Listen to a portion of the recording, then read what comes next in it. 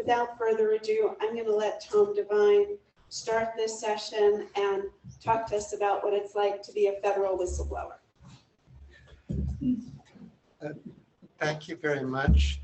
And I'd like to begin by putting an exclamation point on an issue that was discussed at the end of the last panel, the importance of having a lawyer if you're going to blow the whistle, and having a lawyer before you blow the whistle, rather than to help you engage in damage control in the aftermath.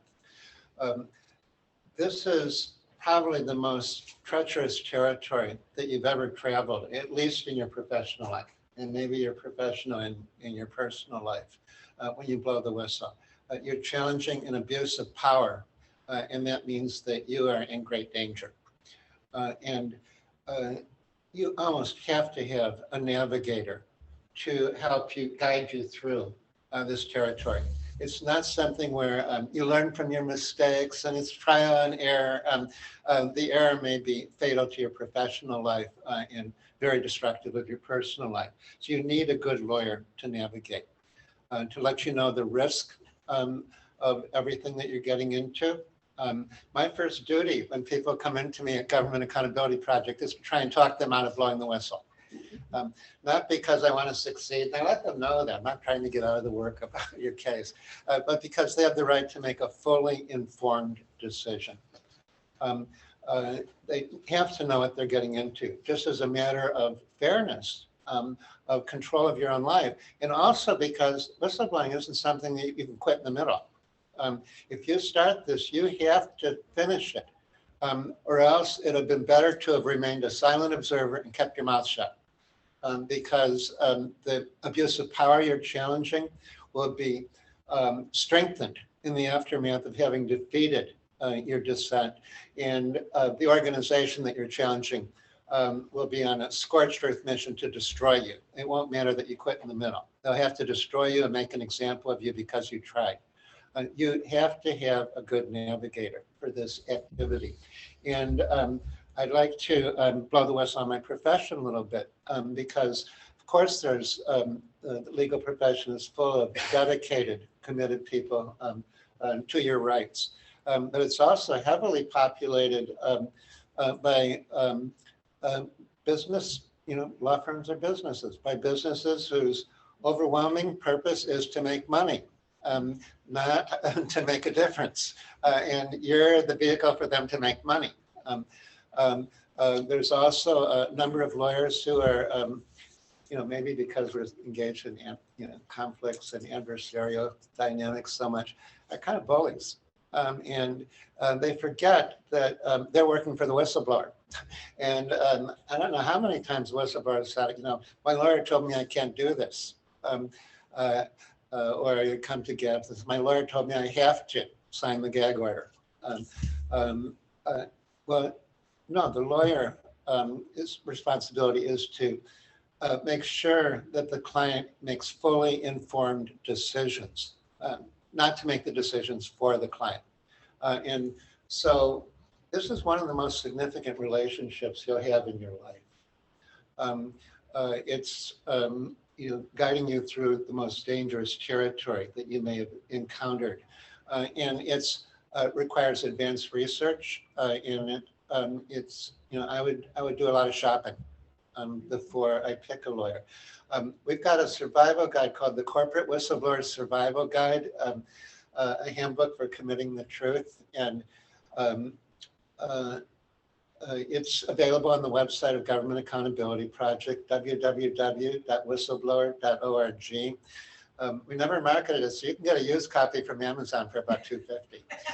And it's got a whole chapter on the process in the challenge of picking the right lawyer. With that out of the way, I'd like to do my presentation because we're beginning in a few weeks, the season of truth for truth tellers. There's 10 bills, free speech bills, legislation in Congress this year. It has a fighting chance of passage this fall, depending on how effective our movement is and how cooperative the politicians are. Both civil service, government contractors, employees at the Veterans Administration, the NRC, the DOE, the FBI, the intelligence community, the military service. There's a few for the private sector with the False Claims Act, trying to strengthen that law and strengthen the whistleblower rights and antitrust enforcement actions. I'm going to talk about the civil service campaign for federal employees. And there was a Dickens book that started out, it's the best of times and the worst of times. Well, for federal whistleblowers, it's Tale of Two Cities, I think. Tale of Two Cities, sure. And for federal whistleblowers, it's the worst of times. But we may be on the verge of the best. And that's the overview that I'm going to share with you today. The basic dynamic is that America was the pioneer in rights for this aspect of freedom of speech. We passed the world's first whistleblower law. But now our rights have very much fallen behind the rest of the world. There's 48 statutes now, and our pioneer rights are more like dinosaur rights at this point. They're so outdated. And that's not because we haven't been trying. The Whistleblower Protection Act for federal workers is in its 4th generation. We're fighting very hard, working our heads off to get the 5th generation this year. What's the dynamic? What's gone wrong here? Well, I think it helps to get a little bit of context for the history of free speech rights in the civil service. Like most rights in our society, it was a reaction to scandal. During the Nixon administration, there was a campaign through the blueprint of something called the Malik Manual by the White House Personnel Office to purge all Democrats from the federal government and replace them with all Republican, not just Republican, but loyalists to President Nixon's reelection campaign. This was a very well-organized, systematic effort to purge every incumbent in the executive branch in the civil service system, and they have a highly structured process to replace them.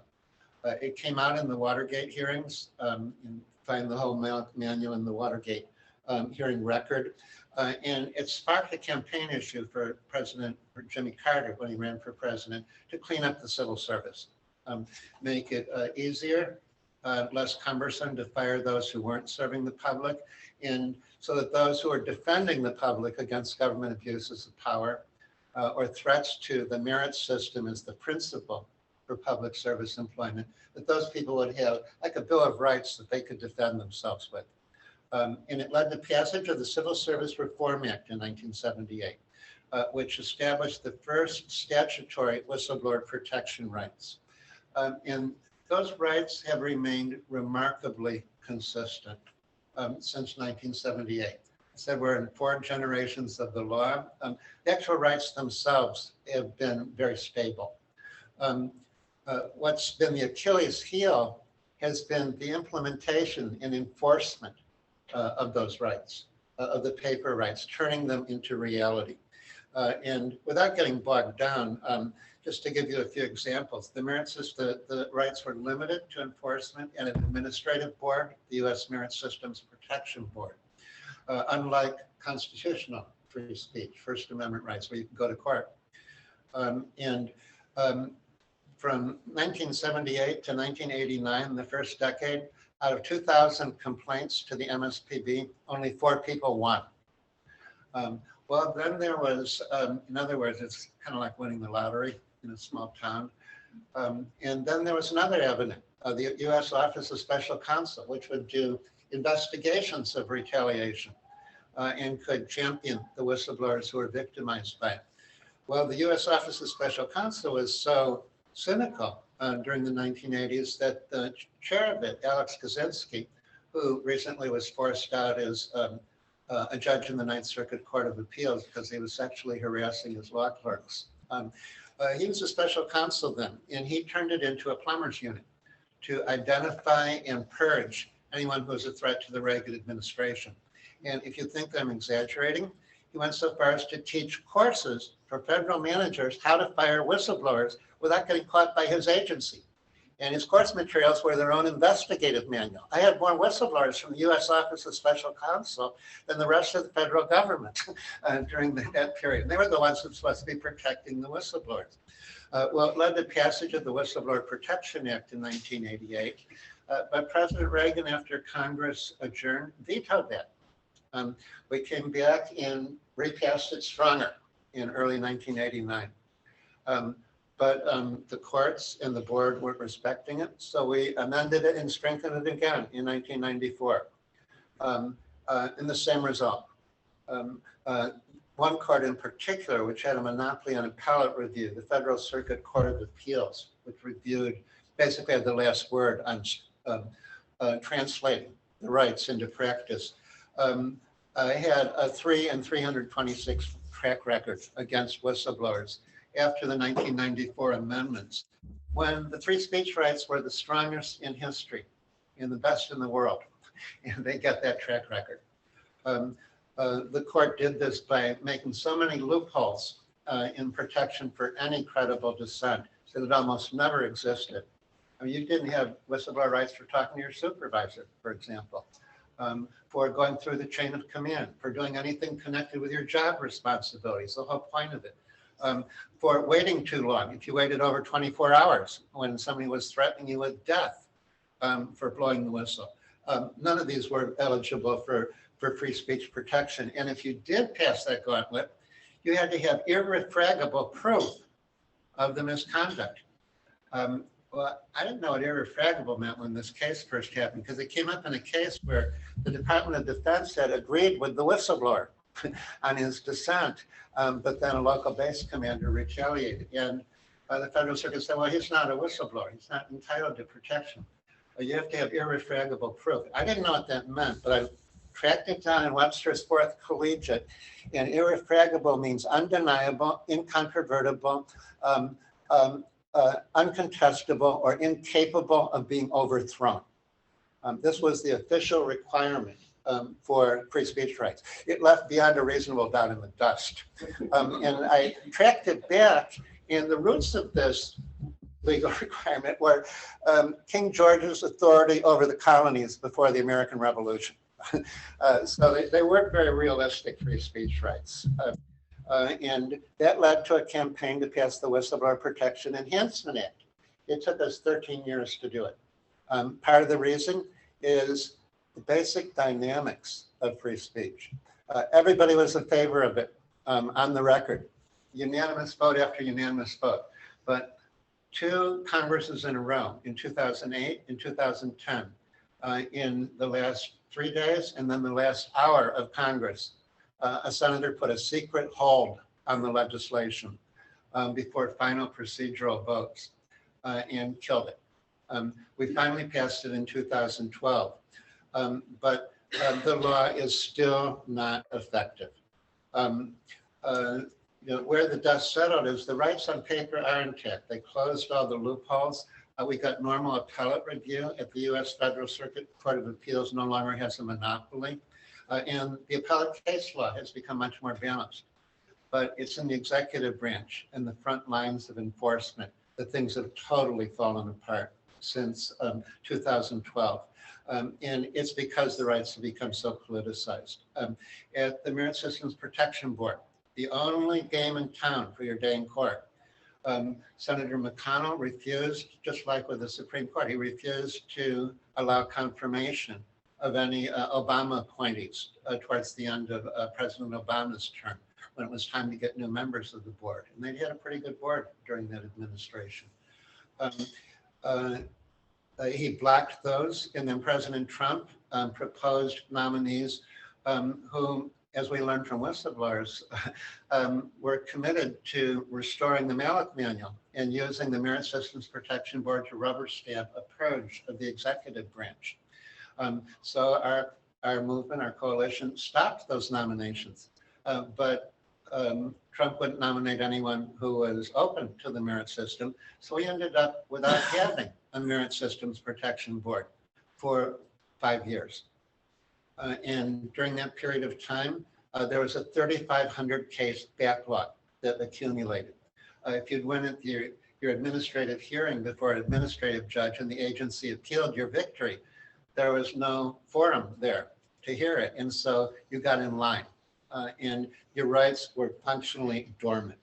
Well, then we have the Office of Special Counsel, which was tamed in the Whistleblower Protection Act. It has had some good special counsels, but they have a long tradition of not being willing to fight for whistleblowers. They'll investigate your charges and they'll try to settle the case, and they'll make a good faith effort to settle it. If the agency gives them the finger, they blink, they go away, and they say, we're sorry, and they actually rule against you if the agency won't surrender or compromise. What it means is, the bottom line, there's less than a 5% success rate of enforcing your rights, even after 4 generations of reform at the U.S. Merit Systems Protection Board, or even getting a settlement at the Office of Special Counsel. And there's still significant coverage gaps in our law. For example, unlike soldiers, corporate employees, government contractors, civil service employees can't challenge a retaliatory investigation of them, a witch hunt, which is the first stage in all retaliation almost, is getting the dirt on the whistleblower. They can't challenge it until the other shoe drops, which means you can have a witch hunt hanging over your head for decades, which one of my clients literally did. And it can be morphed into a referral for criminal prosecution, which brings up one of the ongoing loopholes. Unlike a majority of countries worldwide, U.S. whistleblower laws are just labor management rights, just employment rights. You don't have any whistleblower rights to defend yourself against civil litigation or criminal prosecution. And people are literally faced with SLAPP suits or indicted for the same activities they couldn't be fired for. Can you explain what a SLAPP suit is? Oh, I'm sorry. A SLAPP suit is one where a corporate employer usually uses all of its resources to seek humongous damages, damages that would destroy the person who is challenging the corporation, and then uses their unlimited budget to crush the person who's on the other side, regardless of the merits. There's no whistleblower defense against this type of harassment. There is, however, I add this to my summary because of Jackie's remarks in the last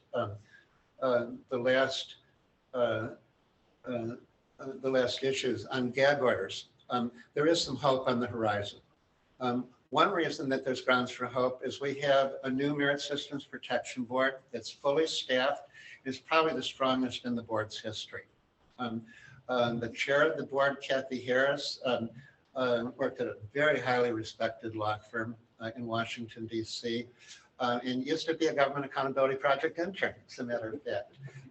The Republican member of the board, Tristan Levitt, was the most effective whistleblower rights champion in Congress, in both the Senate and the House. And we have legislation which will close the loopholes and end this, end the uneven fight, restore the United States to being a world leader. The Whistleblower Protection Improvement Act would give jury trials to federal employees who don't get a timely administrative decision. It would provide realistic opportunity for interim relief while administrative cases are pending. They routinely go 3 to 5 years. I have one client, 12 years. And by the time you win, it's too late. It's like the great heart surgeon who comes in for a patient who's already died before the transplant can happen. It's too late. Their lives are already ruined. Now they can get interim relief with these rights. Coverage for retaliatory investigations when they're open. Court access to challenge gag orders. The administrative remedies now state that any gag order which overrides your whistleblower rights is null and void, that the whistleblower rights are incorporated by statutory reference into the non-disclosure agreement. And that's true for all the civil service workers. We fought for decades to get that, and it's in the 2012 law. Under the new law, you'd be able to go to court to enforce that. It closes the loopholes which should demoted employees at National Oceanic and Atmospheric Administration and the Public Health Service to the Military Whistleblower Protection Act. So the COVID whistleblowers and the climate change whistleblowers will have equal rights. It says that when you win the case, you actually won't lose by winning, because you'll be entitled to get the promotions that you would have received during that 5 to 10 years that you had to wait to win. It came out of a case of someone who spent 12 years winning and then got his job back from 12 years ago. And it also means that you'll get attorney fees for your lawyers when they go to appellate court. Right now, they don't get them if they defend you in court, only at the administrative level when you prevail. This is something which would be a landmark breakthrough for freedom of speech in our country. We're about to get a House vote next week. It's already passed the House once as part of the Protect Our Democracy Act.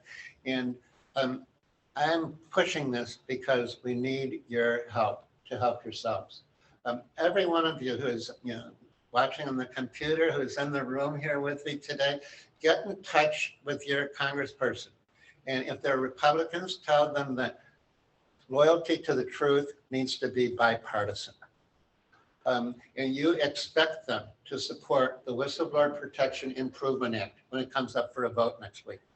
And get in touch with your senators and tell them to get off their rears and move this legislation so that the Senate can finish what the House is started. And when we get into 2022, you folks are going to have some genuine, real rights. Thank you, Tom. So I think that part of what we do as whistleblowers is be advocates. And I think advocating for legislation, something we're going to be talking about, I think throughout the next few days is important. And what I want to do next, though, is have Mr. Condit and Mr. Bronstein talk a little bit more about what it's like on the corporate side for whistleblowers. And then let's really hone in on what are the things you can ask for in settlement, what are damages, and really make those cases a little bit more clear for some folks. Sure. And I think we will have some time for some Q&A. I think Paul is working right now on being able to get Q&A from the audience, because we've been getting text messages that they have questions as well. So we will, and we do want to leave some time for audience participation.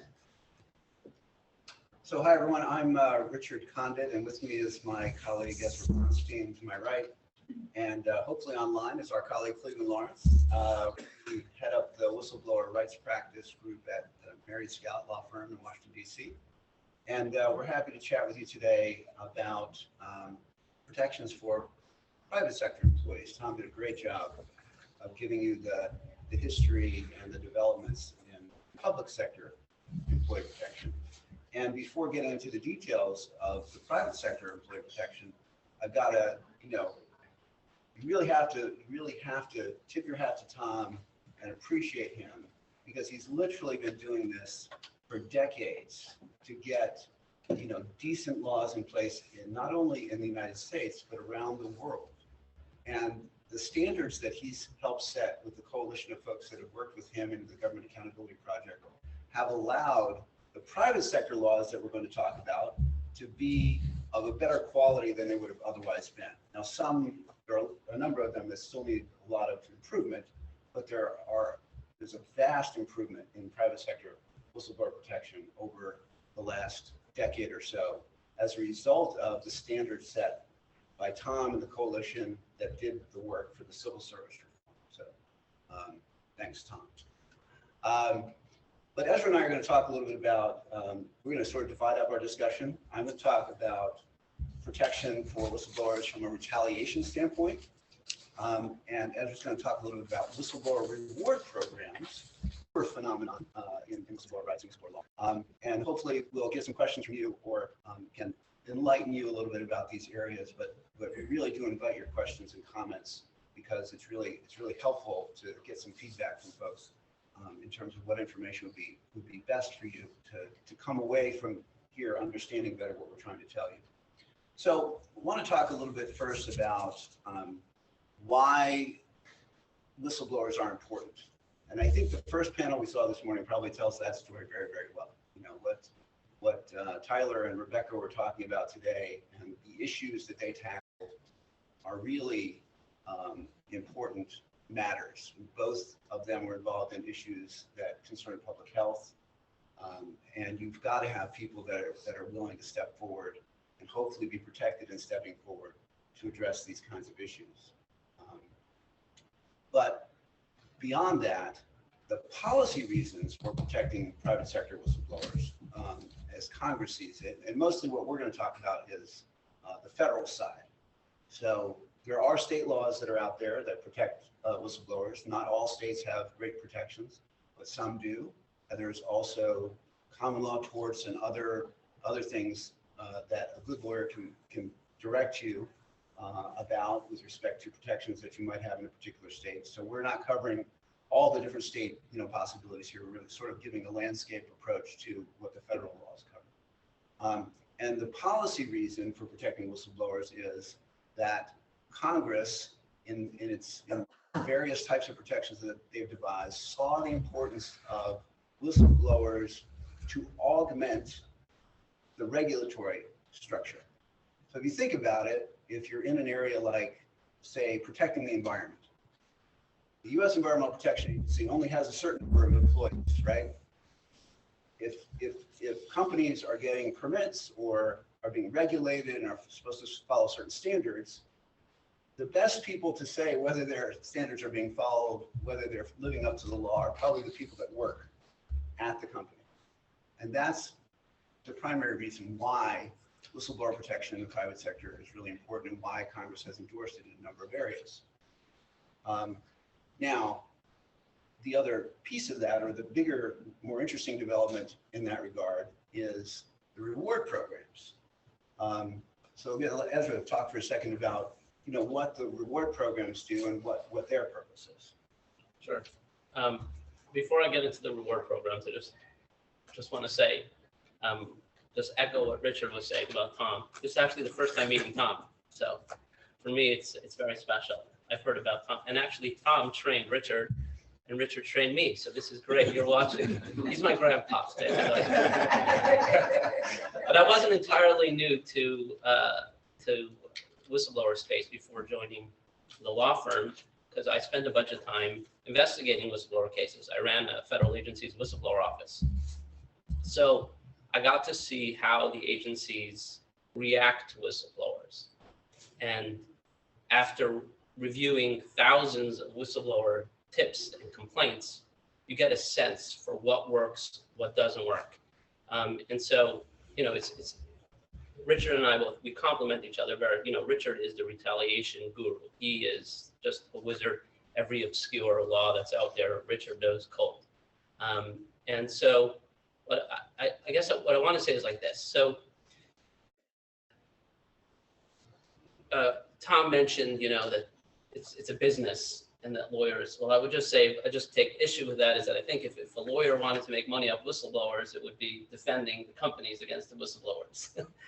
Representing whistleblowers is not the most lucrative practice in the world financially, but there is an incredible, to be part of the whistleblower experience is something that is amazing. My daughter, like Tyler was saying, that his girlfriend didn't know that he worked at Theranos. My wife still has no idea what I do.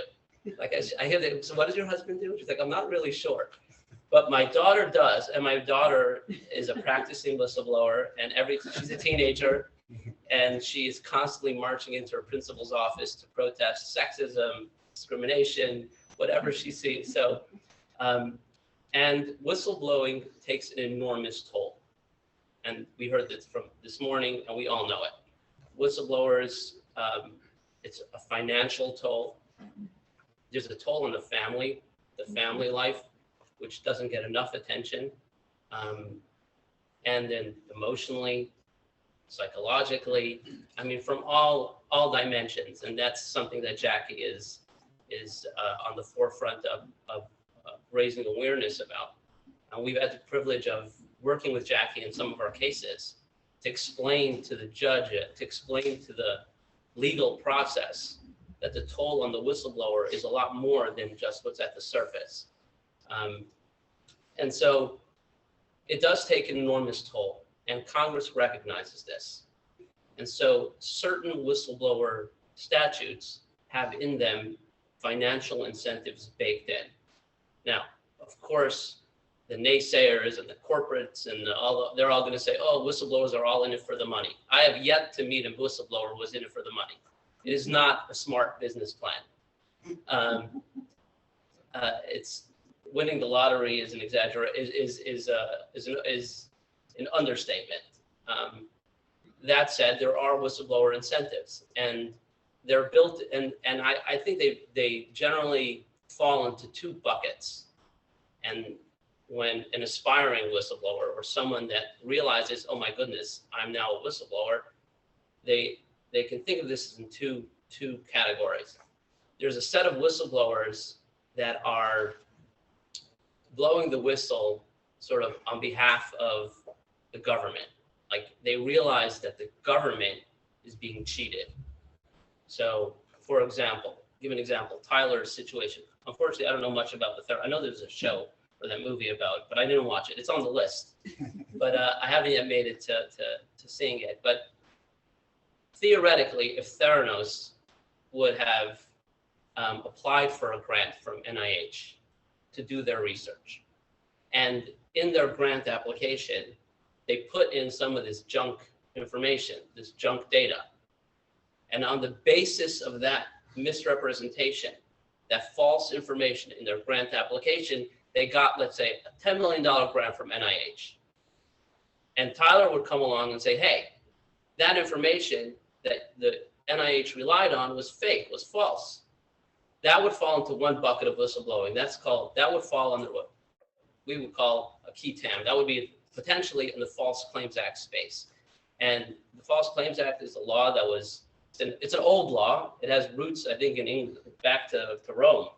But it was resurrected by Abraham Lincoln during the Civil War, when the Union Army was getting ripped off because they would order, I don't know, bags of flour, and they would get sand in the bags of flour would be half cents. You know, government contractors have been ripping off the government forever. And so Congress, Abraham Lincoln signed the law, what's called the False Claims Act. It's an incredibly complicated law. It's been changed and modified and improved and back and forth a bunch of times.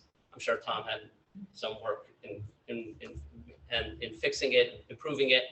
And in a nutshell, a whistleblower that is empowered, someone who is aware that the government is being ripped off by a government contractor, is empowered to essentially sue on behalf of the United States. And because obviously, if you bring a case like this, you are never getting a job again, likely. There is built into, possibly, there, especially if it's a very closed industry. Let's say you're in the high-tech space, or you're in a very specialized industry specifically. It's gonna, we all know what being blacklisted means. And so the whistleblower is entitled to up to 30% of the government's recovery, potentially. Now, it's a really complicated, long, painful process to get there, but it could be done. And Tom was saying that you need to get a lawyer.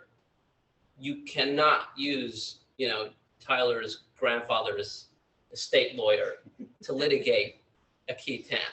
It is just too I'm glad complicated. you picked up on that. Because you could just see the scene. It is just there's so many pitfalls, and you have to lay the groundwork. And there are the pitfalls are not things that are necessarily obvious, and they're counterintuitive often. You might think, oh, let me file a FOIA to get the information so I know. And no, don't file a FOIA. If you file a FOIA, you just made big problems to your case, because there's public disclosure issues. There's lots of problems. So you need to have a lawyer from the very, very beginning, and a lawyer that knows exactly what they're doing. So I can talk specifics about the False Claims Act space. Maybe you can bring it up later, but I just want to bring up the second bucket, and I'll pass it back to Richard. So there's one bucket, people that know of the government being cheated by government contractors. I'll give you just one last example. Richard and I were privileged to represent a team of whistleblowers at a nuclear site, nuclear cleanup site. And they saw problems. It's all public information. They saw problems. They blew the whistle. An incredibly complicated case. Lots of defendants, lots of whistleblowers, lots of lawyers, too many lawyers, frankly. And the case settled for approximately $60 million. And, just do the math. So that's sort of one example, but False Claims Act, Qui Tam cases. There's another entirely different bucket of whistleblower cases that have financial incentives built into them. And that is corporate whistleblowers. And that is if you know that investors, the public is getting ripped off. So, for example, in the Theranos case, the investors in the company that invested money on the basis of fake information, falsified information that Elizabeth Holmes was promoting. So if I'm or you could be, so that's sort of an entirely different bucket of whistleblowers. That is not government contractors. This is not a government contractor situation. It's sort of publicly traded companies that lie in their. If you're a publicly traded company, you have to file certain reports with the SEC, 10Ks and 10Qs and 8Ks. And if you make material misrepresentations, if the company makes misrepresentations in those filings, then investors in those companies are entitled. They can blow the whistle. Well, assuming you meet the qualifications, someone at the company that's aware of the fake information can file a tip with the SEC. And again, theoretically, if the SEC brings an enforcement action on the basis of the information that was provided by the whistleblower and the sanction is over $1 million, the SEC is entitled to up to 30% of that. Just to give you a sense of the numbers, this program was created right after the financial crisis, in like 2010. In the 12 years of this program, the SEC has sanctioned companies over $5 billion just from corporate whistleblowers. Of the $5 billion, approximately 1.3 was awarded to those whistleblowers. Just last week, I think it was August, was it the 6th? We're September already, so it wasn't last week. A couple of weeks ago, the SEC awarded two whistleblowers. It was combined $16 million, 13 to one and 3 to the other. And the SEC doesn't, when it announces the awards, doesn't say, keeps it confidential, totally anonymous. I'm happy to answer any questions anyone might have about the process of going about it. But again, just like the False Claims Act space, it's an enormously complicated situation. Unlike the False Claims Act case, you can theoretically file a tip yourself. You don't need a lawyer. False Claims Act, you need to have a lawyer, like by law. You can't do it pro se. The SEC angle, you're able to actually file a tip yourself. But again, there are so many pitfalls, and there's lots to say about what makes it a successful tip. So competent counsel is a big, it's a very big, important issue. There's lots more to say. There's a bunch of other programs, but I think I spoke enough for now. Pass it along back to Richard. Well, sort of following up on Ezra's comments about getting lawyers, which is you can tell now is a recurring theme, not because we're lawyers, but because we've seen the complexity of these situations and we've seen the mistakes that people can make. I'd be all for, systems that were simplified, that would allow people to represent themselves, or have lawyers if they wanted, whatever would work. But because these programs are so complicated, you really do, and I think Tom used the word, you need to have a guide. You need to have somebody that's going to help you, dot all your I's and cross all your T's and try to do it the right way. And just one other point about getting counsel. It's never too early to get counsel, okay? Like the first time you think that there's an issue that there's something wrong, you want to report it, or you want to do something about it, probably take a little time to consult with an experienced whistleblower lawyer first. Kind of like what Rebecca was saying. She wished, she had done that before she decided to, poke the bear with a stick. Because you are going to be outmatched financially, for sure. Not necessarily outgunned, but outmatched in terms of resources. And so having a strategic play that you do in the initial stages of your development of your case and moving your case forward is really, really critical. The one other thing I want to say that about what Ezra was talking about with respect to reward programs is whistleblowers may fall into multiple buckets. You might have a retaliation case, which I'll talk a little bit more about in a second. You might also have information that indicates that the company, the publicly traded company you're working for, has been misrepresenting itself to the public through the SEC or otherwise, or to investors. And that company might be a cheating government contractor. You could fall into all three of those buckets. Now, the only way you're going to know that is if you have somebody that looks at your situation and carefully analyzes it, and you divulge, accurately and effectively as much information as you have to your counsel so that they can figure out what lanes your case may go in. That's really, really important. Let's talk a little bit more about retaliation protections. So our federal system, unlike civil service, which if you're in the civil service, with some exceptions for intelligence community and a few other nuances, it's sort of across the board. All federal employees have the same, sort of protection. That is not true in the private sector. You could be a whistleblower in certain industries and not have any protection at all. That's another reason we want to consult with a lawyer. The way this has developed is that Congress, as it has faced different challenges in different industries or in different spheres of the economy, has then, plugged in a whistleblower protection. So on the federal side, there are at least about 30 different laws that cover different, segments of industry or the economy. So transportation has a number of whistleblower protection provisions. Financial world has, in addition to the reward program, has whistleblower protection associated with it. Environmental area, the major environmental statutes each have a whistleblower protection provision. Energy, consumer protection, food, healthcare, occupational safety, government contractor employees have specific protections, and tax fraud. Fairly recently, there was a statute passed to protect tax fraud whistleblowers. So if you blow the whistle on a company committing tax fraud, you can be protected if you're retaliated against in that arena. Now, you can tell from that list, there are many areas of the economy and jobs that may not be protected. And this is where state law may come in.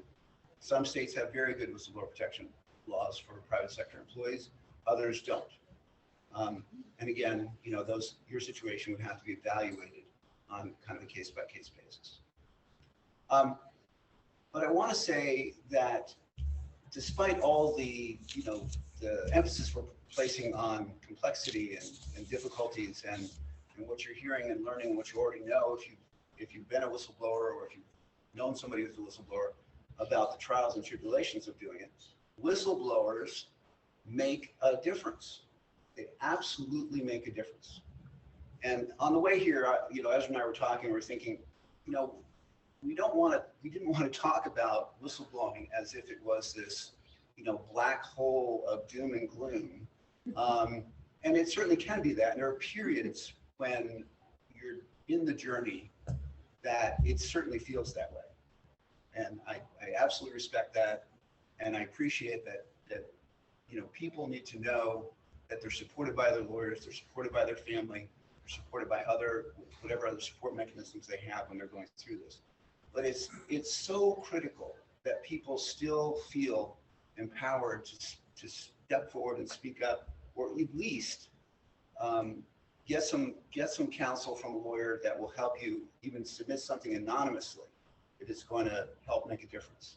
So a case I ran across, I was just scanning the news. A case I ran across when scanning the news, I think he was a manager of some kind in Northern Kentucky, the state's Department of Health and Family Services.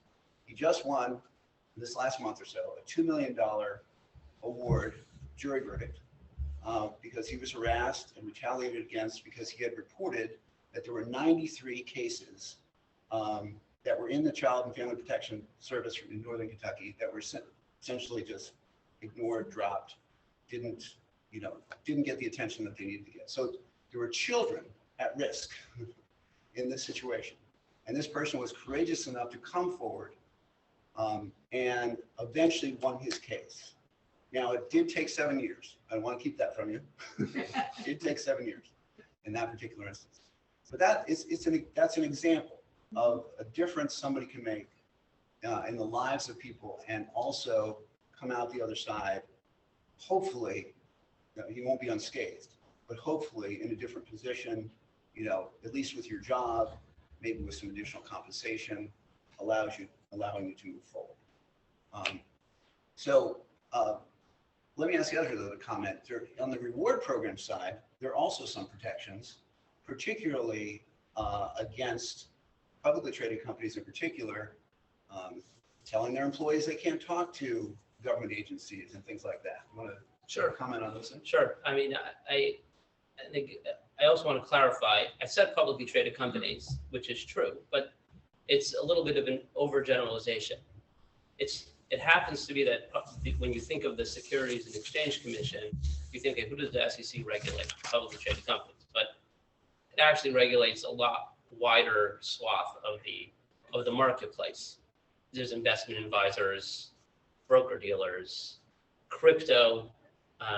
There's so much that the SEC does. I was telling Richard, and there's a cash, I don't know if you're familiar with the merchant cash advance business, but this is the new hot thing in Florida, particularly. And you have essentially payday lending for small businesses. Essentially, that's what it is. And the companies take a portion of the small businesses credit card processing, the credit cards billed as they're getting processed.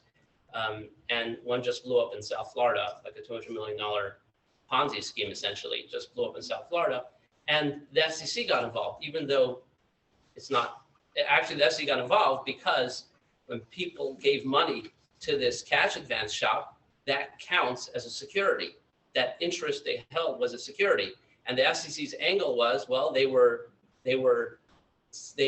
sold unregistered securities. So even though sort of you wouldn't imagine how does this fall under the SEC rubric, it does. So that's another reason, back to the pitch about Deloitte. This is sounding like we're just pitching lawyers. But and it's not just the SEC, there's also the CFTC and auto safety. There's lots of other areas, but sort of the big one that everyone knows is the SEC. And lots of these retaliation protections that Richard is talking about are built into these award programs, or maybe there's, I don't know which way you can say it, but basically the laws which say that you are, that try to incentivize whistleblowers to come forward have in them baked whistleblower protection. So it says, if anyone that it makes it based, so a law might say whistleblowers are entitled to, the SEC should create this whistleblower program. And in that program, there's a protection, a whistleblower shield for someone who's reporting to the SEC. So within the award or the Qui Tam law, the False Claims Act has a provision that says you can't retaliate against someone who's a Qui Tam whistleblower. Now, there's different standards for each. There's some completely counterintuitive, illogical nuances. I'll give you an example in the SEC space. This is a very practical tip for anyone listening that is thinking of becoming an SEC whistleblower and they are being retaliated against. There was a very bad Supreme Court decision that says that the definition of a whistleblower for purposes of the SEC's program is someone who went to the SEC. So in other words, if you're at your company, let's use a publicly traded company, and you know that there's FCPA violations, that there's foreign corrupt practices problems, and you send emails to your boss, hey, this is crazy, this is totally illegal, and they start retaliating against you, you're not protected. because you didn't go to the SEC. And the law says, and the Supreme Court said, that the term whistleblower for purposes of the SEC means someone that went to the SEC. So essentially what you need to do is file a complaint with the SEC that you're being retaliated about the problems you're being retaliated against, and then tell your boss. Because if you haven't told because if you go straight to your boss and then you get fired, you're not afforded that whistleblower shield. In other words, the whistleblower shield only kicks in after you submitted your tip to the SEC. So there's lots of nuances like that. But Jackie, we have to move on. Yes, thank Okay. you. And I think in another panel 7 months, I'm just going to talk about the being anonymous, and I think we'll have more time to talk about whether you want to be known or you want to be anonymous as a whistleblower. So we're going to move on to Mr. Barrett from Levin Papantonio Rafferty, who has a couple of slides, I think, that will encapsulate all of some of this conversation and a little bit more about mass tort claims and class action lawsuits and how whistleblowers sometimes can join together and help each other. I think we're going to need to musical chairs a little bit.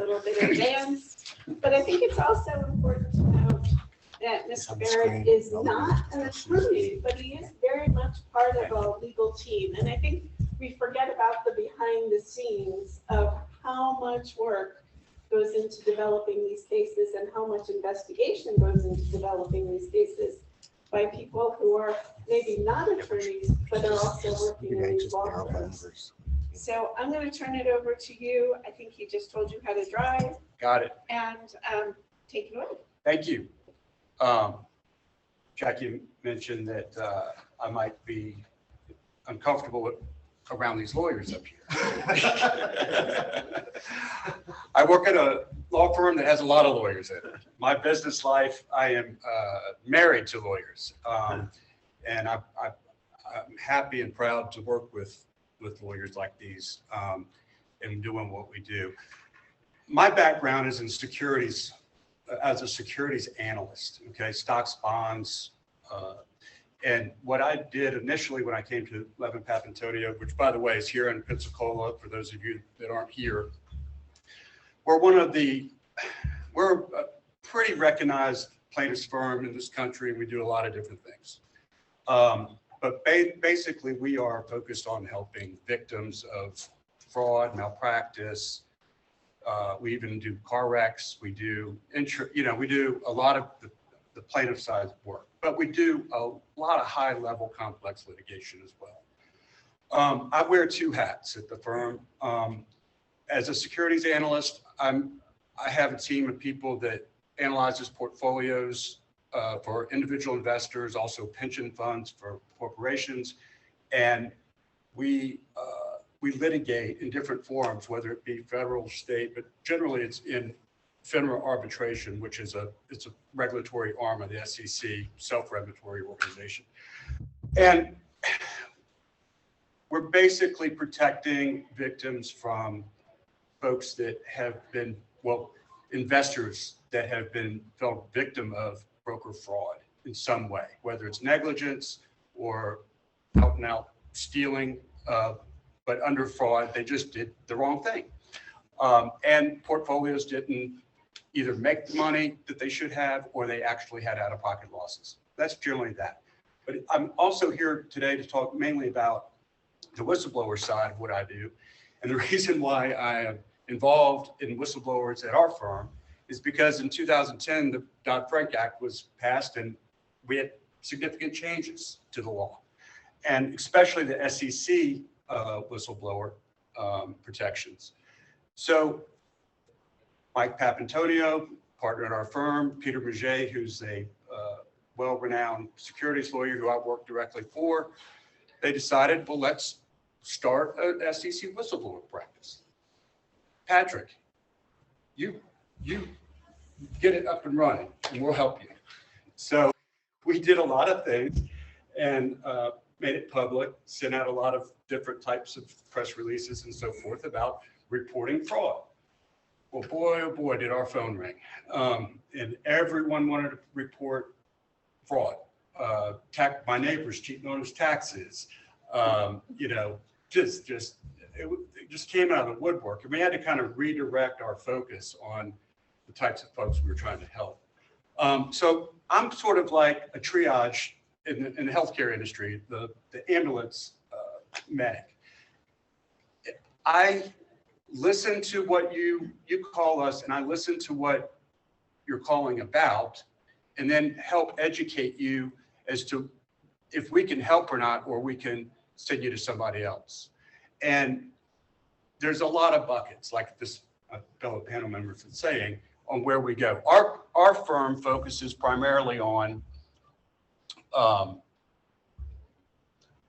these types of cases: healthcare, drug device, pricing, billing, procurement, especially here in Pensacola, where we have a big military presence.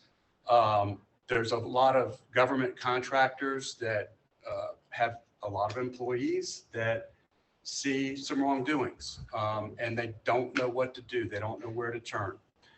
Defense, stimulus, grants. We've had a couple of large FCA grant cases, services and goods, and then also state claims. But what I wanted to talk about, I was asked to talk about today was class actions.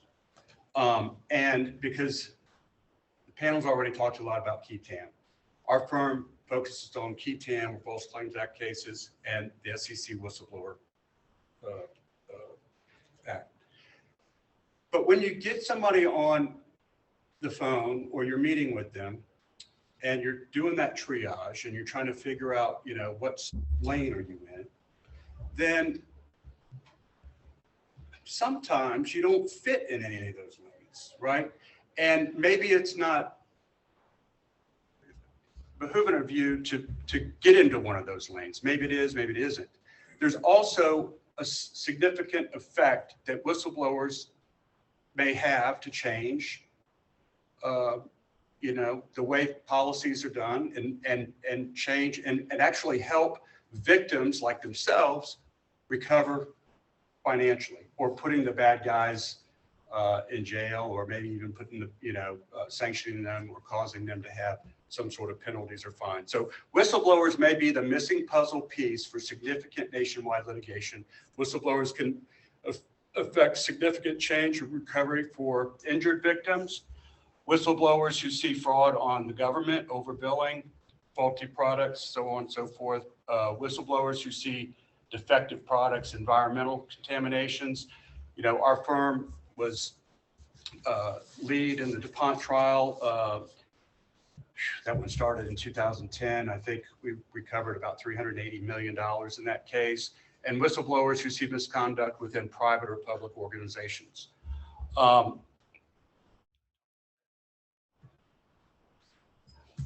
That's my little graphic with the bull for the False Claims Act Wall Street, but both, not only securities, but also commodities. So class actions and class actions are different than mass torts. Mass torts, but they're similar. So class actions refer to a procedure that allows one or more plaintiffs to file and prosecute a claim on behalf of a larger group, also known as a class. Okay. On the other hand, in a mass tort action, the lawsuit arises out of the defendants causing numerous injuries through the same or similar act or harm, such as prescription drug or medical device malfunction. Our firm is also has lawyers on the national opioid litigation in our country, and I believe you guys are working on that as well.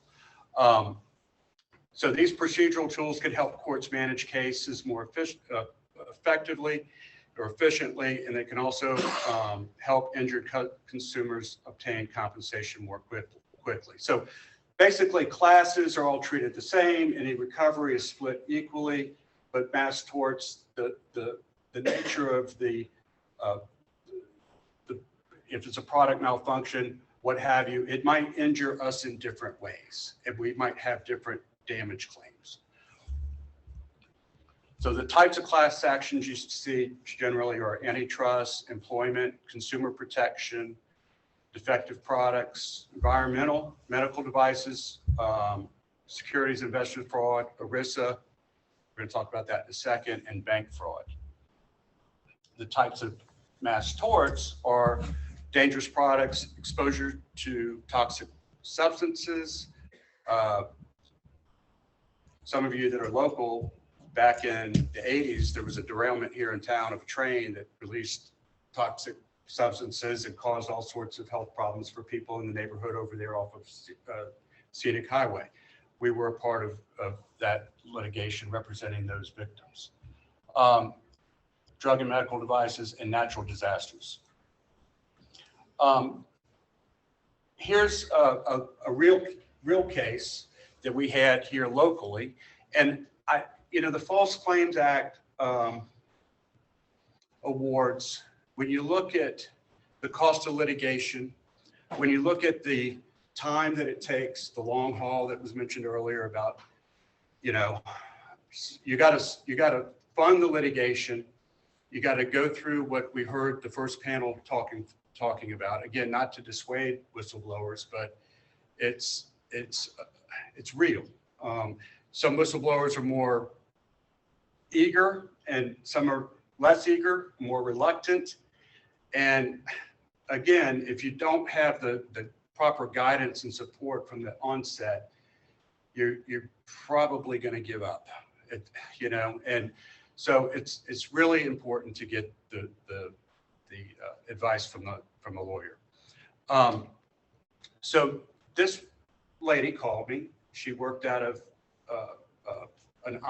Okay, so my point was, though, that the litigation is expensive, and a lot of the firms are some of them are contingency fee firms. Others are a hybrid of contingency fee, and they bill hourly.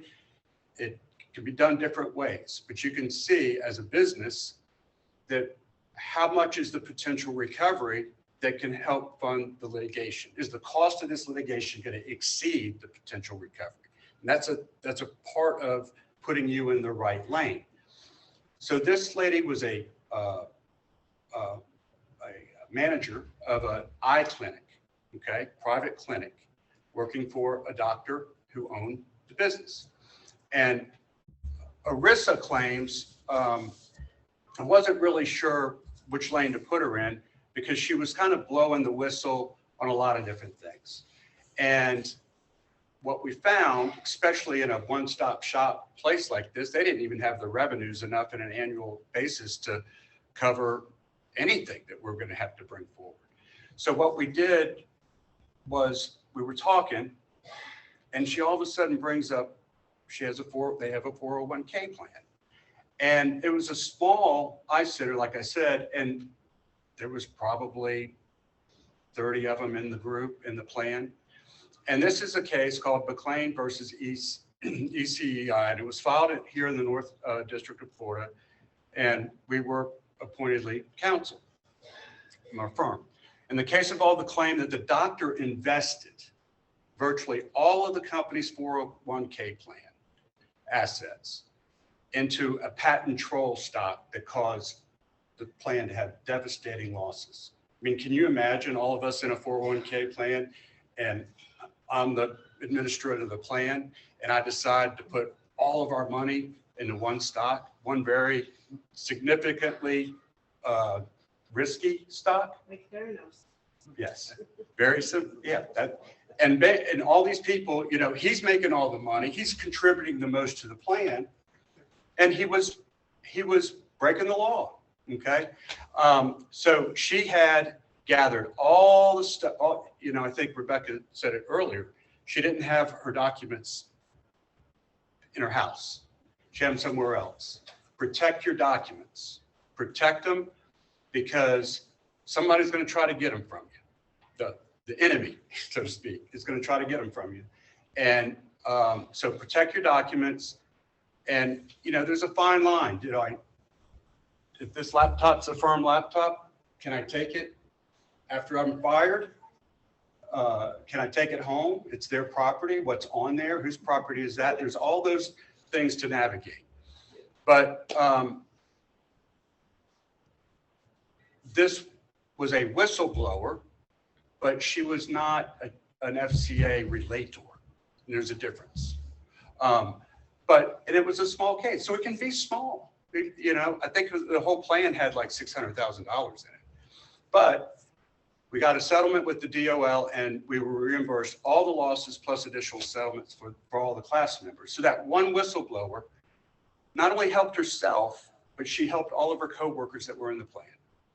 So that's a way that you can kind of bridge a gap between a whistleblower, somebody that thinks they're a whistleblower in a traditional sense, FCA case or corporate case, that it maybe doesn't fit.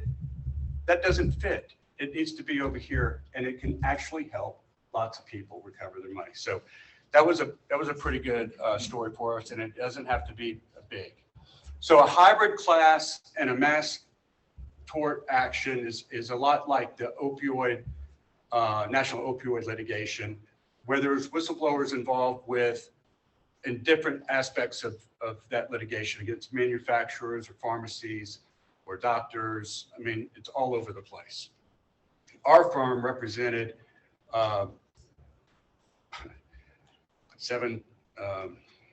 almost 800 subdivisions in the country and different AGs against the manufacturers and distributors. It resulted in a $26 billion recovery that was announced late last year. So, but there's all sorts of different bad actors in that space. But the principle and what I like to share with people about, well, where's that $26 billion go? Part of our deal with that settlement with these big corporations was that it had to go to abatement. In other words, you had to spend a portion of the money on fixing the problem. Spend money to save lives, treatment of opioid addiction, invest in your youth and your family, prevention, and care for use disorder in the criminal justice system. People that are addicted to opioids and get locked up for whatever actions they committed, laws they broke, and how they can maybe get recovered and back on their feet. We also represent, there's a bellwether case, several of them. One was San Francisco. Peter Rouget was co-lead on that case, and we just won it against Walgreens. And this is another example of the verdict just came out. The damages, the award isn't. I think that's going to happen in a month or two. But here's an example, and this is public knowledge, but I redacted her testimony. This is a transcript from the trial. And this lady was a former distribution center manager that oversaw Schedule II controlled substances. And this is a piece of her testimony from a deposition. And she's being asked, and was there a reason you sent emails instead of telephoning them? And she's talking about reporting like Rebecca was this morning. She's being asked by a lawyer. These are her answers under oath. She said, yes. He says, what was that reason? Answer, I wanted to make certain conversation was documented. Why was that? Because based on what I was seeing, I felt like the situation was a ticking time bomb. What do you mean by that? That the numbers we were shipping out, talking about opioids, there was, in my opinion, there was no way the stores could control it. House it, inventory it. I didn't see how they could possibly control it. And their side and the amount on their side and the amount that we were shipping out to them. Were you concerned that Walgreens would have legal problems on these orders? Oh, yes. So that's compelling. Now, because of that testimony, I think it helped with a lot of other things and good lawyering that we won that case for the city of San Francisco. And they're going to get the abatement in the award. I'm sure there'll be money funneled back in to the community that will help those victims. I didn't go back and look at her personally as far as what she was doing as trying to become a whistleblower. I think she kind of stumbled into it because she was forced to give her testimony. But it kind of is like being a whistleblower. Yeah, I'm telling the truth. You're asking me a specific question, and I was concerned that I was breaking the law or my company was breaking the law and harming people. Last example, I believe. Another local sort of epicenter here in Pensacola was the 3M Earplug litigation. It started as an FCA whistleblower case. Okay, so that was in that lane for those whistleblowers. I think there was three of them. But 3M company agreed to pay $9.1 million to resolve that allegations that it supplied the United States with defective, these dual-ended combat arm earplugs. The Department of Justice announced the 3M company has agreed to pay $9.1 million to resolve allegations that it knowingly sold the earplug combat arm earplugs to the United States military without disclosing defects that happened that hampered the effectiveness of the hearing. So that's the difference of, okay, I'm bringing this case because it's an FCA, it's the military. It's like what Abraham Lincoln started and said, hey, we've got these companies selling these bullets to us, and they're charging us too much money for them. And so pretty much the same thing. But what about all the people, all the soldiers that were using the earplugs? It's not just these whistleblowers. The benefit to them was a related share of the award, but it didn't help everybody else that was losing their hearing. So that's ongoing, but that's a mass tort. And now we're representing soldiers that have those injuries against 3M as well. So that kind of morphed into a mass tort or a class. And that's it.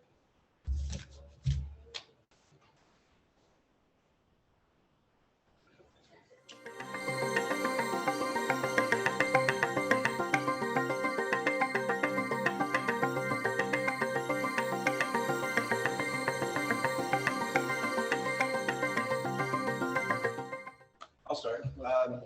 So most attorneys are skilled in interpreting and understanding settlement agreements and negotiating them because it's a typical part of the civil litigation process. Overall, in civil litigation, probably about 80% of cases that are successful settle. The vast majority of cases do not go to trial. So settlement is typically part of the process. But it's as Tom said earlier, what's critical is that the whistleblower is fully informed of their options and what it means to sign on the dotted line or to not sign on the dotted line or include certain elements of a proposal and So not. give us an example, like what would be an element of settlement? And do you ask for the apology, back pay, and what's reasonable? Like I've had people say to me, I don't know if I should ask for $1 million. And I'm like, well, probably not, but I'm not the attorney. So how do you value one of these cases so that you know how to ask? So that's a great question, and it's a complicated process because part of it depends on what law you're under. So what lawyers will typically do is assess the law. What have other cases done? Is there information about settlements under this law? What has happened typically when people have been successful under a particular statute, and then look at the facts in the case that they're currently litigating and trying to settle, and figure out where that person falls in the collection of cases that have been resolved. And that's one way of attempting to value the case. But the work that Whistleblowers of America and Jackie are doing with respect to the damage issues are really, really important because all of us here, I believe, feel strongly that the damage to whistleblowers has been substantially underplayed in the legal system. And part of the reason is that there weren't, sort of adequate metrics for figuring out how much damage has been done to this person. The typical case was, maybe the person testified about their situation, and then maybe if they had a therapist or something, that person testified, and maybe they had some family members testify, and the judge or the jury would weigh that and decide on a number. having a better way and a more articulate way of understanding and assessing what's happened, such as the system that Jackie and her colleagues have come up with, is a really good tool. Hopefully, it's in its infancy, but hopefully it will continue to develop. It's a really good way of trying to more holistically assess what has happened to the individual and hopefully be able to present it in a way that judges and juries and mediators will understand, so that a person can have a better chance at a better award or a better settlement. But to the other points of your question, beyond the valuation, the other issues like, do I get an apology? Is there a gag order? A number of other elements. Those are really all part of negotiation, and it really depends on the individual whistleblower's desire to settle, how important that particular element of a settlement is to them. For example, if an apology is absolutely necessary, maybe that's something you give away other pieces of your settlement negotiation for. Maybe you get less money if you get an apology or something like that. It's all a matter of give and take and determining at the end of the day what's best for that particular client.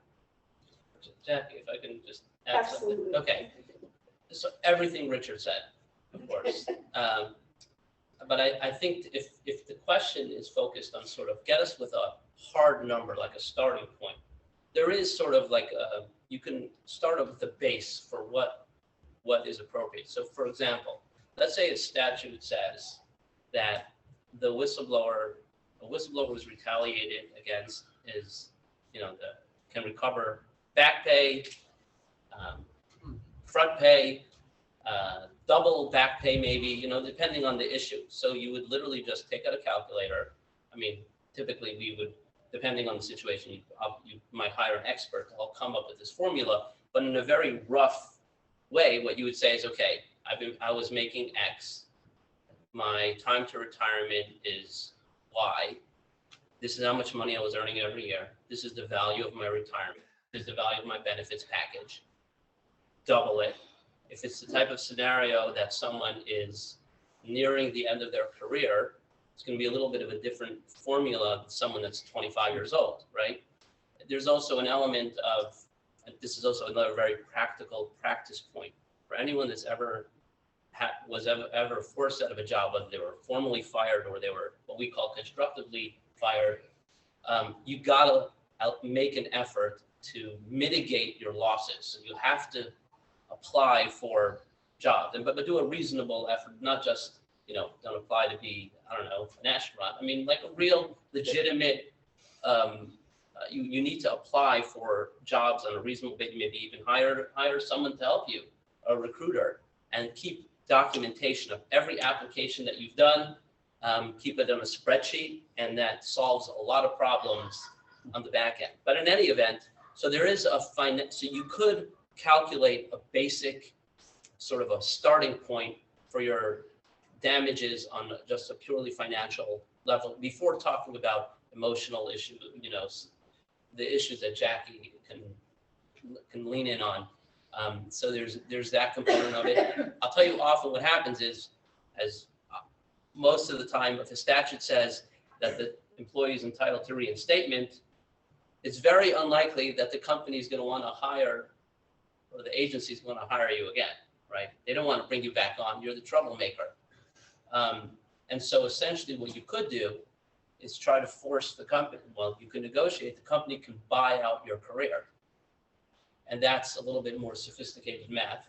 You'd have an expert that can look at statistics and tables and your employability and that type of stuff. And you can come up with a basic damages number that from there, then you say, okay, now let's talk about the other issues, the non-tangibles, and come up with a number for that. There's also an element sometimes you can see on your defendant, and this is where the legal team and maybe has a better sense of this. After a while you learn, okay, that the defendants have a number in mind. They know this is their breaking point, right? And so you have to negotiate smartly that you don't shoot too high and then you just blow the whole thing up. They're making a financial calculation on their end. They're saying the cost of it. So anyways, looks like there's another question, but hopefully that's a little bit of a practical nugget. Go ahead, Tom. I'll do a quick PS to those well-taken points. I think it's worth knowing, clarifying that there's kind of two approaches to settlement negotiations. There's one approach which is kind of the win-win approach. Let's find common ground so that we can resume a functional relationship here, and everybody's going to come out happy, or as happy as we can with compromises. Then there's the other approach, which I call the art of war approach, Lao Tzu-Sung's strategies, which involves deception, it involves bluffs, it involves threats, it involves effectively using the weapons that you're not using, kind of a Cold War approach, in order to get the result. And it completely depends on the adverse party, which one you want to use in the circumstances.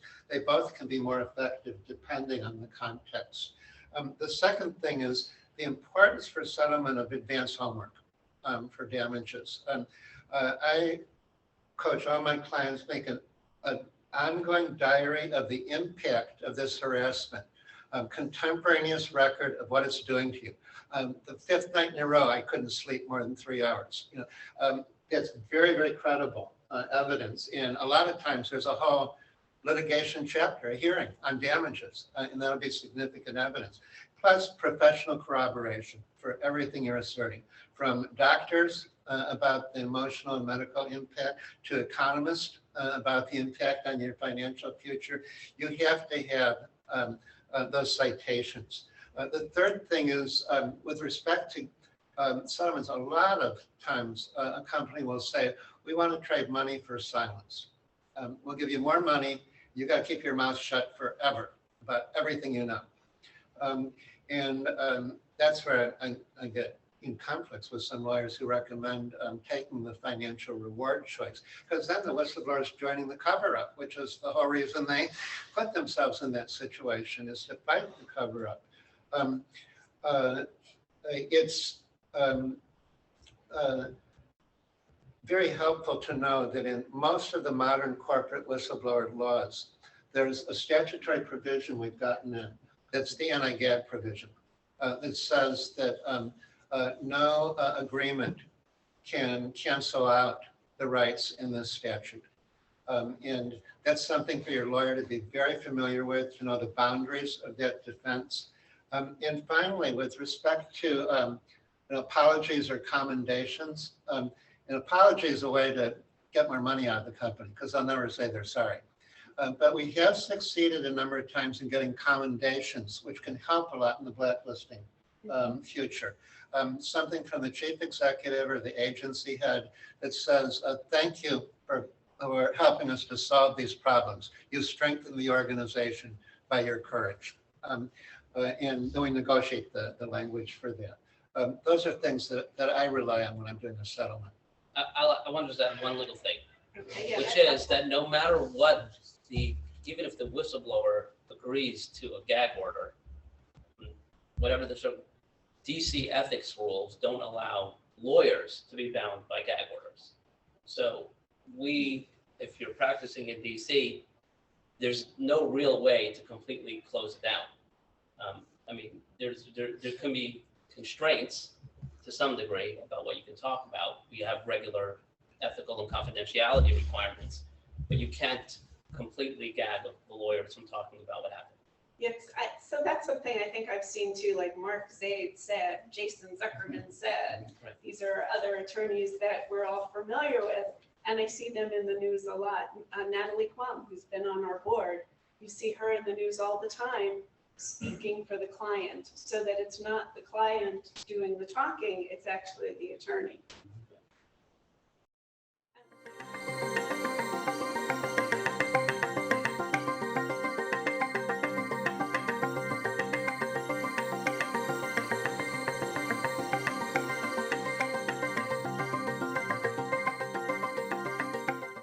Well, for the Military Whistleblower Protection Act, it's one of these laws that establishes the principle for freedom of speech, but is probably unsurpassed in how weak its enforcement is. But I will go through what's available there. The bad news is there's no due process to enforce your anti-retaliation rights. You're dependent on an investigation by the DoD Office of Inspector General. Further, there's a higher burden of proof for military service whistleblowers than for civil service employees, which I think is indefensible. There may be a reason for more restricted audiences, but the consequences in states of military whistleblowing are so severe that it shouldn't be harder to prove retaliation when you acted within the law. But the positives are, it's a little bit anecdotal, but it's genuine. The person heading the investigations at the DoD Office of Inspector General, Nogan Tolik, was a former whistleblower herself. And is, I don't think there's much question about her genuine commitment to the principles. And so the military whistleblowers do about as well in the informal investigations as the civil service employees do, who go to the Office of Special Counsel. There is, possibilities for, for folks like you under this law. One of my clients was an Army chaplain who was removed from his duties because his sermon was criticizing human rights abuses in Afghanistan, where he was stationed. And we filed a complaint, and he won his case under the Military Whistleblower Protection Act. So it's not hopeless, but it's a longer shot than for everyone else.